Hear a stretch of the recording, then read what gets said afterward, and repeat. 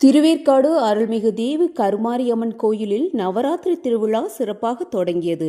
September 22 முதல் October 1 வரை தினமும் மாலை 6 மணிக்கு திருவிளக்கு பூஜை நடைபெறுகிறது.